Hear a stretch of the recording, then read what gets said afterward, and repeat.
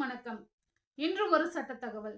இன்றைய தகவலில் முன்பின் தெரியாத கிராம நிர்வாக அலுவலரிடம் கொடுக்கும் ஒப்புதல் வாக்குமூலம் ஏற்கத்தக்கதா என்பதனை பற்றி காணலாம். எதிரிகள் இறந்து போன நபர்களுக்கும் இடையே முன்விரோதம் காரணமாக எதிரிகள் இறந்து போன நபரை காவேரி ஆற்றுக்கு கூட்டி செல்கின்றனர். அங்கு இவர்களுக்குள் ஏற்பட்ட பிரச்சனையால் எதிரிகள் இறந்து போன நபரை கை கால் என தனித்தனியாக வெட்டி காவேரி ஆற்றில் தூக்கி வீசுகின்றனர். இந்த பிணமானது பவானி கூடுதுறையில் வந்து சேர்கிறது. இதனை பார்த்த மக்கள் காவல்துறைக்கு தகவல் தெரிவிக்கின்றனர். காவல்துறையானது விசாரணை செய்து எதிரிகளை கைது செய்கிறது. எதிரிகளுக்கு எதிராக அரசு தரப்பில் நீதிமன்றத்தில் எந்த ஒரு சாட்சியும் தாக்கல் செய்யவில்லை. அதாவது எதிரிகள் எந்த காரணத்திற்காக இறந்தவரை கொலை செய்தார்கள் என்பதற்கான காரணம் எதுவும் அரசு தரப்பில் நீதிமன்றத்தில் தாக்கல் செய்யவில்லை.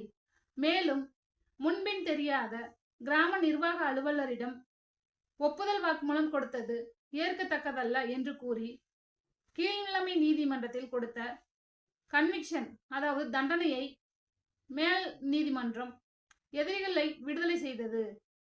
இந்த வழக்கில் முன்பின் தெரியாத கிராம நிர்வாக அலுவலரிடம் கொடுக்கும் வாக்குமூலமானது ஏற்கத்தக்கதல்ல என்று கூறி எதிரிகளை விடுதலை செய்துள்ளது.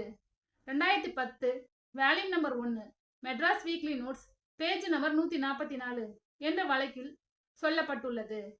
நன்றி, வணக்கம்.